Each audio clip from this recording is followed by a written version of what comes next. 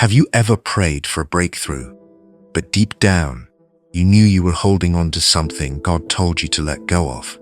It might be a relationship, a job, a mindset, a plan, or even yourself. In today's video, we're going to talk about the one thing that will hinder God's power in your life every single time. And if you're honest, you might already feel it pulling at your heart.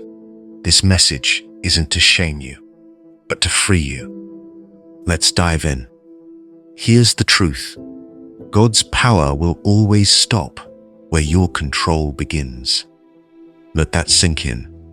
I'll be the first to admit, letting go is hard. I love deeply. I hold on tight.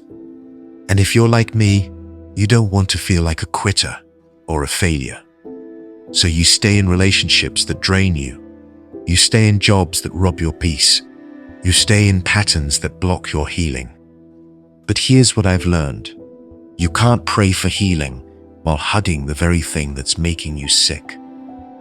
About 5 years ago, I was at a leadership conference, and the speaker said something that hit me like a brick. You have a savior complex. He was talking to leaders like me, and maybe like you, who love big, give endlessly, and burn out because we try to save everyone and everything. But there's only one savior, and it's not you. When we try to play God in our lives or others' lives, we actually push him out of the driver's seat. Let me tell you something that might sting. God will not compete for the throne of your heart. He's a gentleman. He doesn't force his way into areas of your life you refuse to surrender. And you know what else? The God you see is the God you'll get.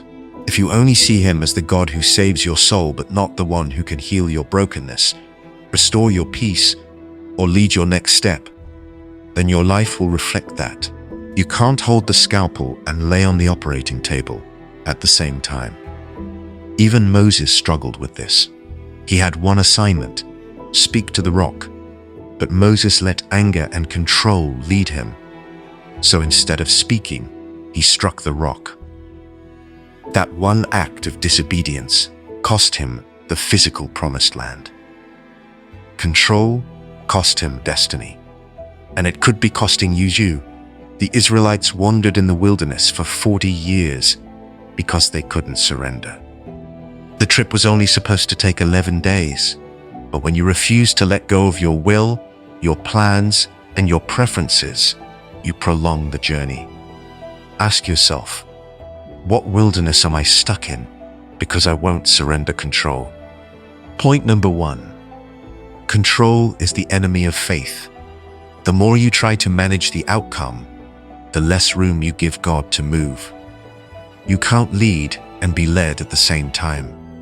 Point number 2. You can't pray for freedom while clinging to chains. Let go of what's toxic. Let go of what God already said no to. Let go of the lie that you're the one holding it all together. Point 3. The only God that can stop the living God is the God of self. Pride, fear, control, all of it must go. We were bought with a price, and that price is full surrender. Let me ask you, what area of your life are you still trying to control? Have you made Jesus your eternal Savior, but not your everyday Lord? What would happen if you finally surrendered everything? If this message hit home, take a moment to pause, breathe, and pray. Say, God, I surrender. Help me release what I've been gripping so tight.